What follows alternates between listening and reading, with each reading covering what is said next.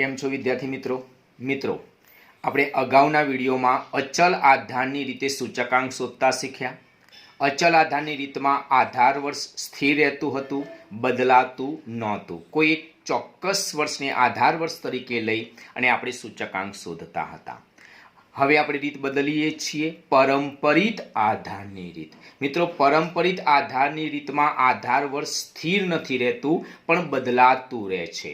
જે વર્ષનો સૂચકાંક શોધવાનો હોય એની અગાઉના વર્ષને આધાર વર્ષ તરીકે લેવામાં આવે છે। દાખલા તરીકે 2020નો સૂચકાંક શોધવાનો હોય તો આધાર વર્ષ 2019, 2019નો સૂચકાંક શોધવાનો હોય તો આધાર વર્ષ 2018। તો સમજીએ મિત્રો પરંપરિત આધારની રીત। આ રીતમાં કોઈ એક ચોક્કસ વર્ષ કે સમયને આધાર વર્ષ કે સમય ગણવામાં આવતું નથી, પરંતુ પ્રત્યેક વર્તમાન વર્ષ માટે તેના તરતના જ પુરોગામી એટલે કે આગળના વર્ષને આધાર વર્ષ તરીકે લેવામાં આવે છે। જેમ કે વર્ષ 2016નો સૂચકાંક માટે વર્ષ 2015ને આધાર વર્ષ ગણવામાં આવે છે।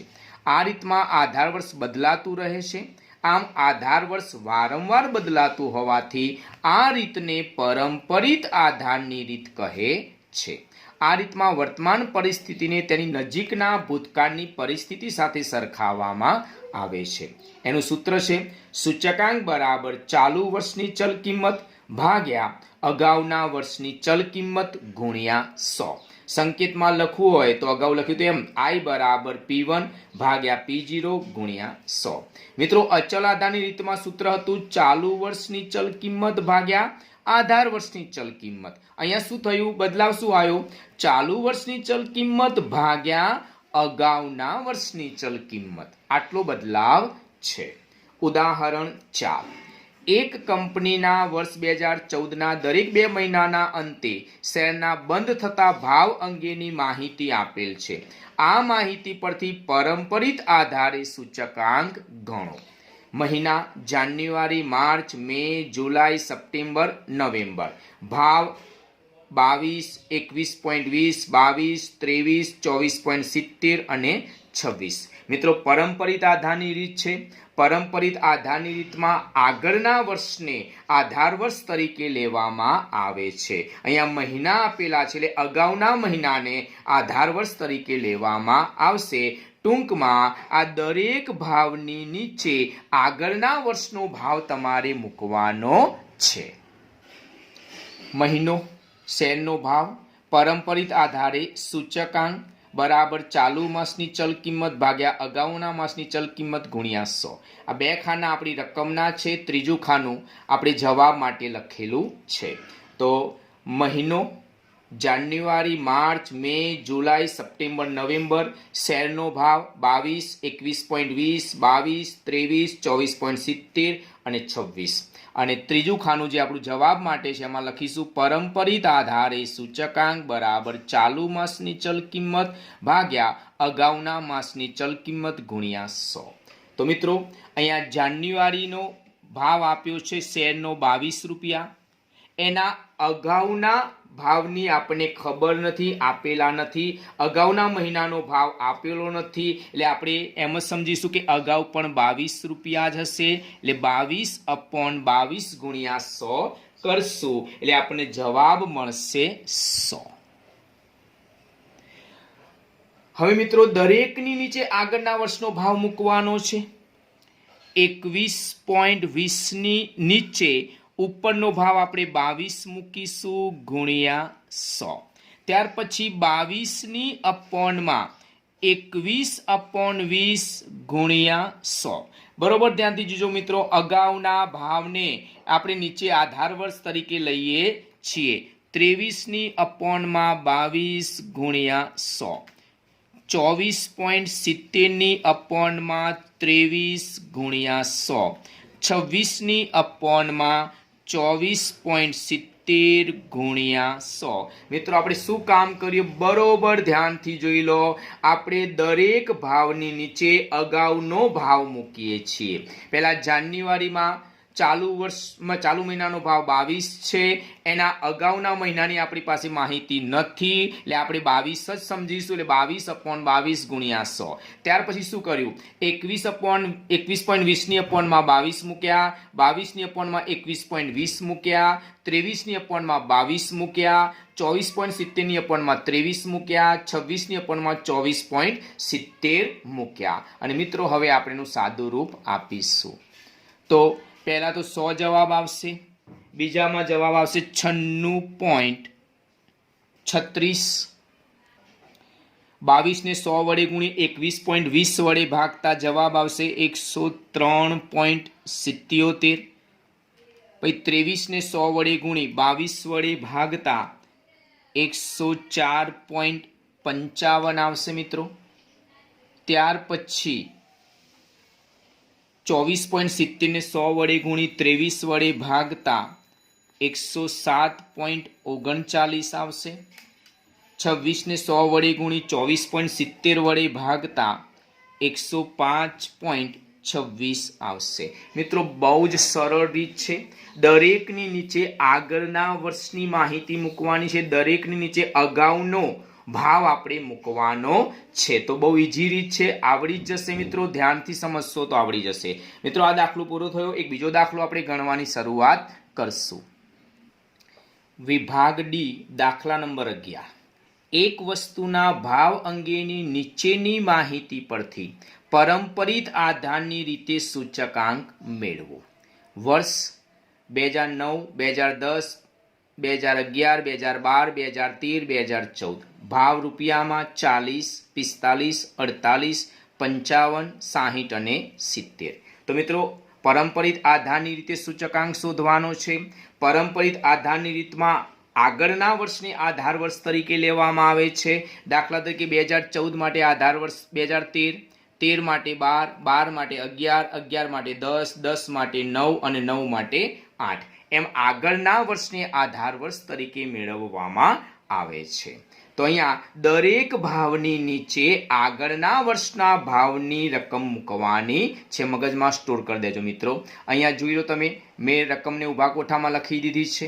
3 ખાના બનશે, 2 ખાના આપણી રકમના છે, ત્રીજું ખાનું જવાબ માટેનું છે. વર્ષ, ભાવ, પરંપરિત આધારે સૂચકાંક બરાબર ચાલુ વર્ષની ચલ કિંમત ભાગ્યા અગાઉના વર્ષની ચલ કિંમત ગુણ્યા 100.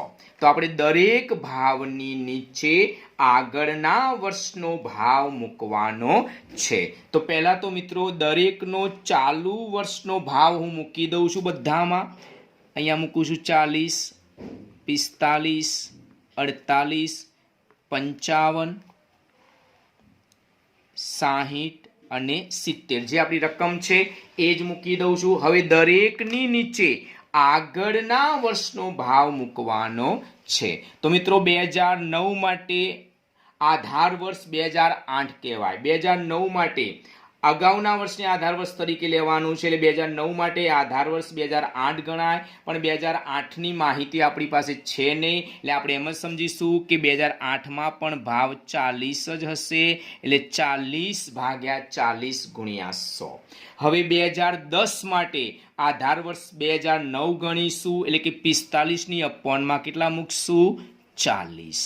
ત્યાર પછી 48ની અપોનમાં કેટલા મૂકશું 45. 55ની અપોનમાં 48 મૂકીશું.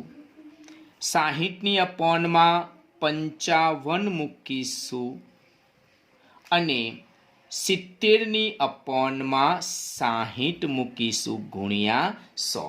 તો મિત્રો આપણે દરેકની અપોનમાં આગળના વર્ષનો ભાવ મૂકીએ છીએ, અગાઉનો ભાવ મૂકીએ છીએ.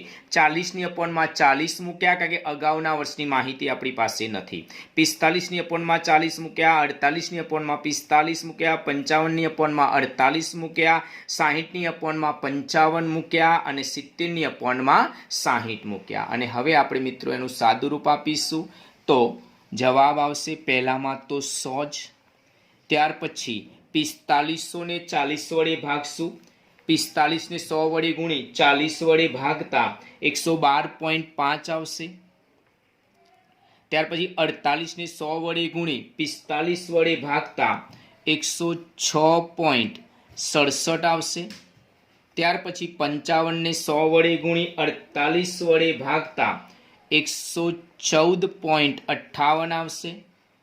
ત્યાર પછી 60 ને 100 વડે ગુણી 55 વડે ભાગતા 109.09 આવશે।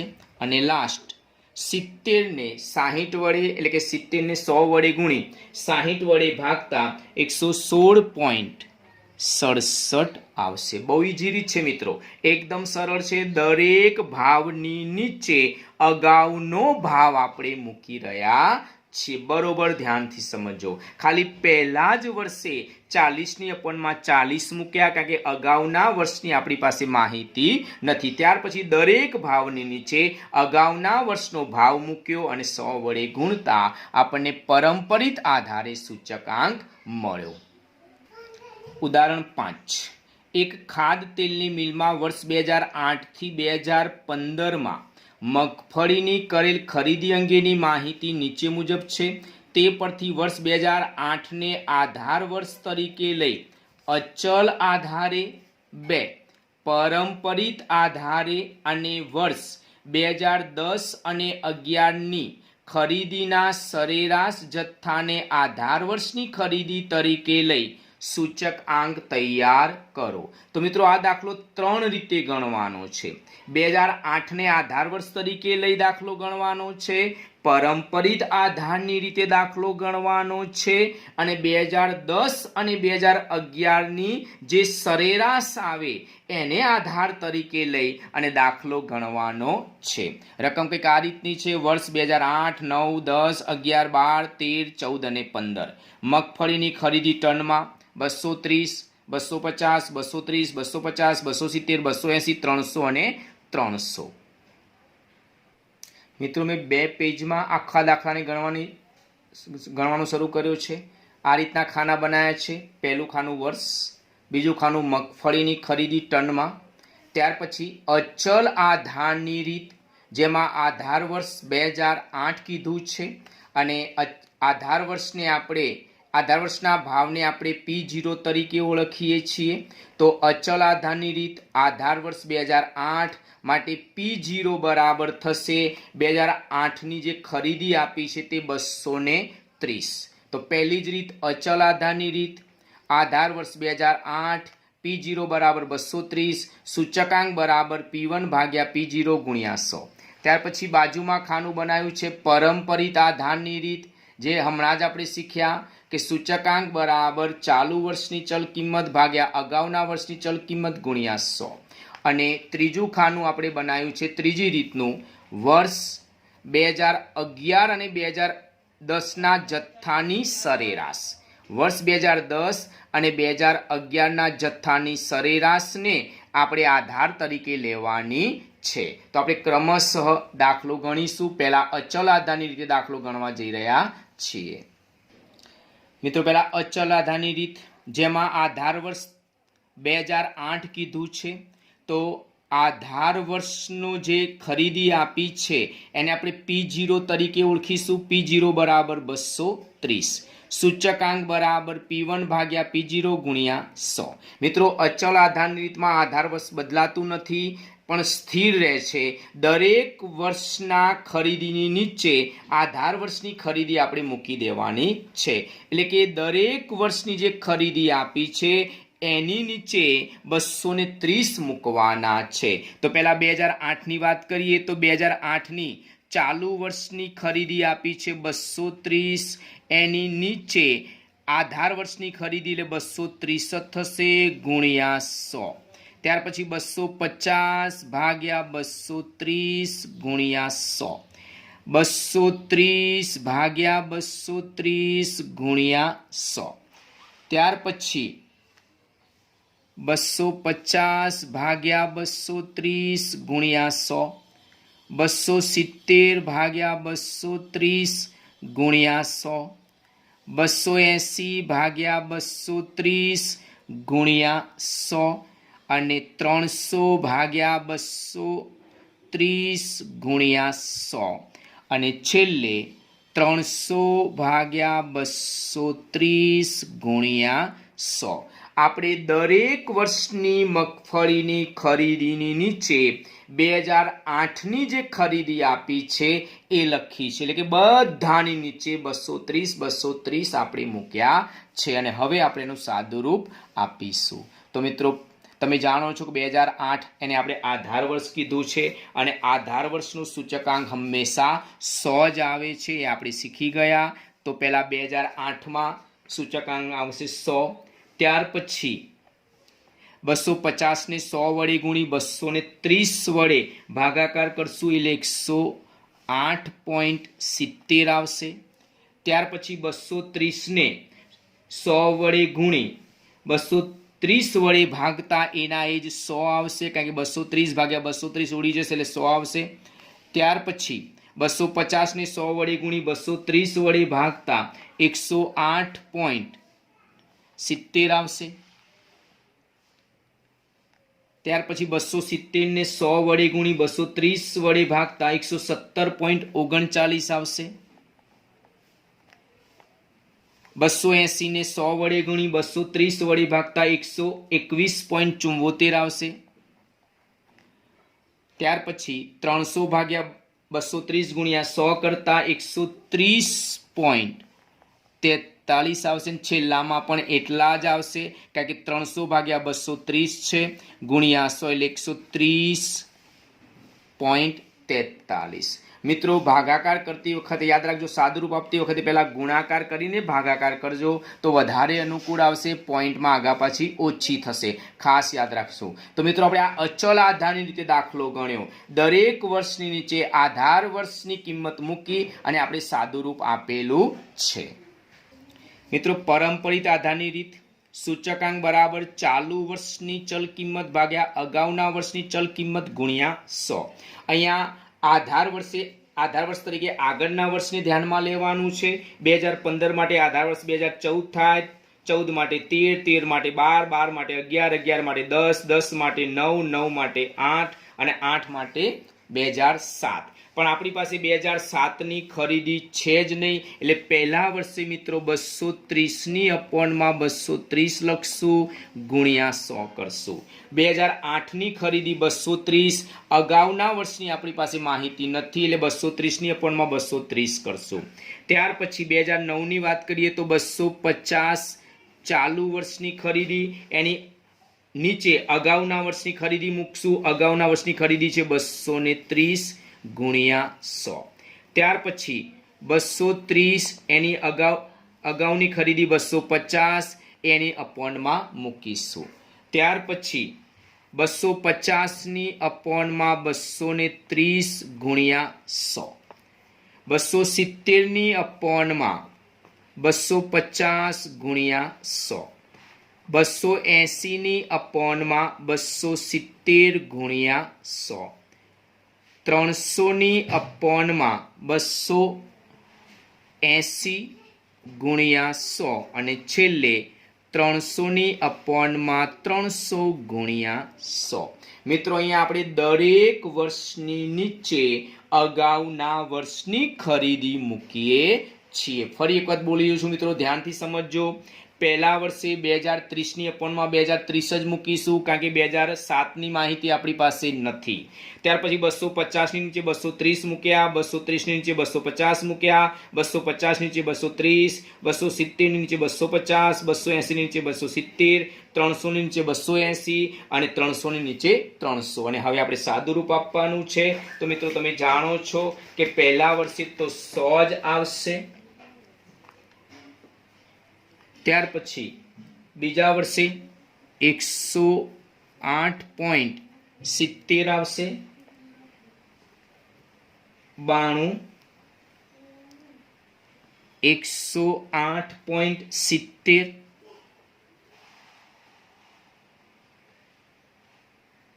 ત્યાર પછી 270 ને 250 વડે ભાગી 100 વડે ગુણતા 108 આવશે.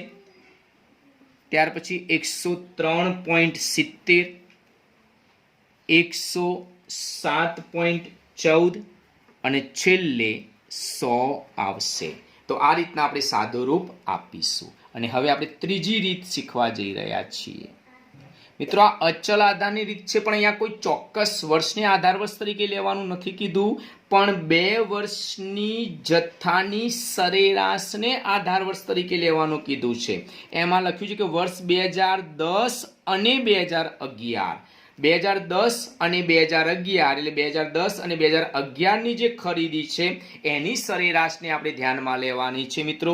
તો વર્ષ 2010 અને 2011ના જથ્થાની સરેરાશ તો તમે જોઈ શકો છો કે 2010માં ખરીદી આપી છે 230 વત્તા 2011માં આપી છે 250 ભાગ્યા 2, બંનેનો સરવાળો કરી 2 વડે ભાગતા 240 આવ્યા. અહીંયા 240 ને આધાર વર્ષના જથ્થા તરીકે લઈ અને આપણે સૂચકાંક શોધવાનો છે, એટલે કે દરેક વર્ષની ખરીદીની નીચે 240 ખરીદી લખવાની છે. મિત્રો ધ્યાન રાખજો, દરેક વર્ષની ખરીદીની નીચે આપણે 240 મૂકવાના છે.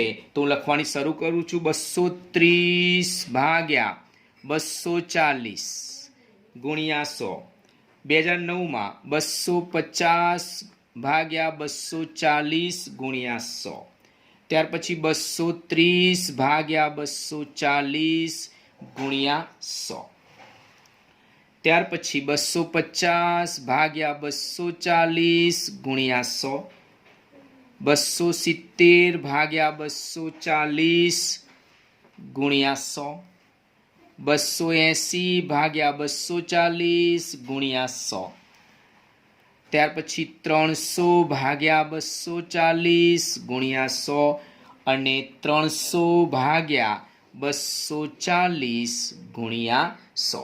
તો મિત્રો અહીંયા દરેક વર્ષની ખરીદીની નીચે આપણે આધાર વર્ષની ખરીદી 240 લખી છે, કારણ કે અહીંયા 2 વર્ષની ખરીદીની સરેરાશને આધાર તરીકે લેવાની છે. એટલે કે દરેક વર્ષની ખરીદીની નીચે 2 વર્ષની જે સરેરાશ ખરીદી 240 લાવ્યા એ આપણે મૂકી. હવે આપણું સાદું રૂપ આપીશું મિત્રો. તો પહેલા વર્ષે સૂચકાંક આવશે 95.83, બીજા વર્ષે આવશે 104.17, 104.17 મિત્રો, 95.83, 104.17,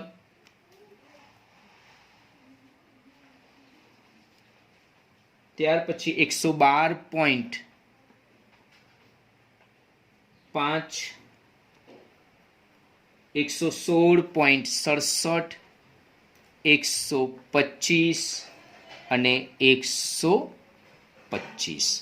તો બરોબર ધ્યાનથી સમજો મિત્રો શું કામ કર્યું એ આપણે 230 ને 240 વડે ભાગી 100 વડે ગુણ્યા 95.83 આયા. 250 ભાગ્યા 240 ગુણ્યા 100 104.17, 230 ભાગ્યા 240 ગુણ્યા 100 95.83, 250 ભાગ્યા 240 ગુણ્યા 100 104.17. ત્યાર પછી 270 ભાગ્યા 240 ગુણ્યા 100 112.5, 280 ભાગ્યા 240 ગુણ્યા 100 116.67, 300 ભાગ્યા 240 ગુણ્યા 100 બરાબર 125, 300 ભાગ્યા 240 ગુણ્યા 100 બરાબર 125. તો મિત્રો આ દાખલો અહીંયા પૂરો થયો.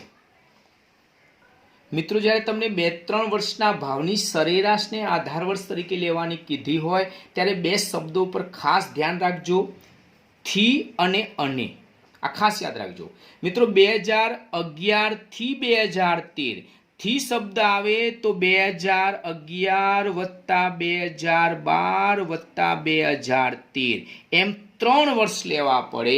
એટલે કે 3 વર્ષની ભાવ કે જે આપ્યું હોય જથ્થો એ લેવો પડે, 3 વડે ભાગવા પડે. પણ તમને એમ કે 2011 અને 2013 તો 2011 વત્તા 2013 2 જ વર્ષ લેવાય. અને કે 2011 અને 2013 તેમાં 2 જ વર્ષ આવશે. 2011 વત્તા 2013 નો જે ભાવ હોય તે અને એને 2 વડે ભાગવાના. પણ એમ કે 2011 થી 2013 તો 2011 વત્તા 2012 વત્તા 2013 એમ 3 વર્ષ તમારે લેવા પડશે. 3 વર્ષની ભાવની સરેરાશ લેવી પડશે. એટલે થી શબ્દ આવે તો 11, 12 અને 13 વર્ષના ભાવની સરેરાશ લેવી પડે. અને શબ્દ આવે તો 11 અને 13ના ભાવની સરેરાશને તમારે આધાર તરીકે લેવાની થાય. ખાસ યાદ રાખવાનું છે મિત્રો, ભૂલ કરતા નહીં.